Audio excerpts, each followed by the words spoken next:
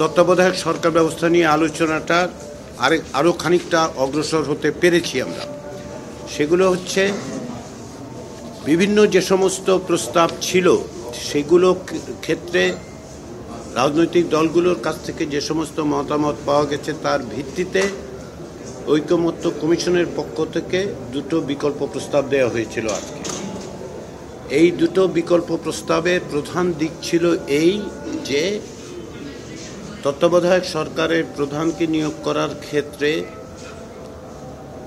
আইনসভার সংশ্লিষ্টতা বা আইনসভার মধ্য থেকেই সেই একটা প্রস্তাব তৈরি করা, নিয়োগের ব্যবস্থাটা করা, এটাই হচ্ছে প্রধান দিক হিসেবে বিবেচনা করে জাতীয় ঐকমত্য কমিশনের পক্ষ থেকে দুটো প্রস্তাব দেওয়া হয়েছিল। আজকে এগুলি নিয়ে রাজনৈতিক দলগুলোর মতামত পাওয়া গেছে।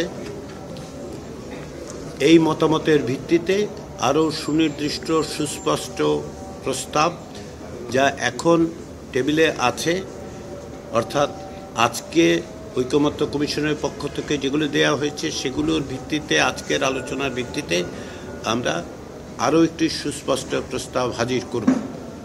আপনাদের মনে হতে পারে যে তত্ত্বাবধায়ক সরকার ব্যবস্থা যে বিষয়ে সকলের ঐকমত্য আছে, এ বিষয়ে কোনো ভিন্ন মত নেই রাজনৈতিক দলগুলো।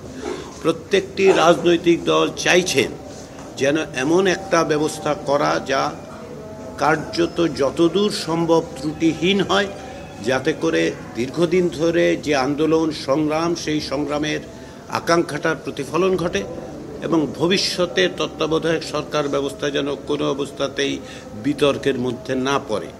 এই সমস্ত বিবেচনা করেই রাজনৈতিক দলগুলো বিভিন্ন বিষয়, বিভিন্ন দিক লক্ষ্য করছেন, আমরা সেগুলো বিবেচনা করছি। তৃতীয় যে বিষয়টি, সেটির 7ই জুলাই খানিকটা আলোচনা হয়েছিল, সেটি হচ্ছে জরুরি অবস্থা ঘোষণা সংক্রান্ত। সেখানে রাজনৈতিক দলগুলো দুটো বিষয়ে ঐকমত্যে এসেছিল। সেটা হচ্ছে যে সংবিধানের 141-এর ক, যেখানে জরুরি অবস্থা ঘোষণার বিধানটা আছে, সেটা সংশোধন করতে হবে। দ্বিতীয় যেটা, সেটা হচ্ছে জরুরি অবস্থা ঘোষণা যেন রাজনৈতিক হাতিয়ার হিসেবে অপব্যবহার না হয়। আমরা সেই জায়গাটাতে আছি। এটাকে আরও সুস্পষ্ট করা দরকার বলে রাজনৈতিক দলগুলো মনে করে, জাতীয় ঐকমত্য কমিশন মনে করে।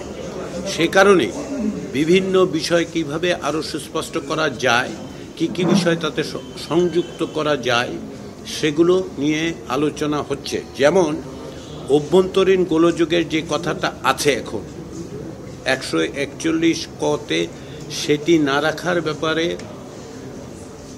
রাজনৈতিক দলগুলো একমত হয়েছেন, কিন্তু এটাও তারা বিবেচনা করছেন যে বিভিন্ন সময় অভ্যন্তরীণ অন্যান্য কারণে জরুরি অবস্থার বিধানগুলো কি হতে পারে, কেমন হতে পারে, কিভাবে সেটা প্রযুক্ত হতে পারে, কিভাবে জরুরি অবস্থাকালীন সময়ে অন্যান্য ব্যবস্থাগুলো কার্যকর রাখা যায় এবং আসলে কিভাবে জরুরি অবস্থা ঘোষণা করা হবে। এখন যে বিদ্যমান ব্যবস্থা, সেটা হচ্ছে প্রধানমন্ত্রীর প্রতি স্বাক্ষরে রাষ্ট্রপতি জরুরি অবস্থা ঘোষণা করেন।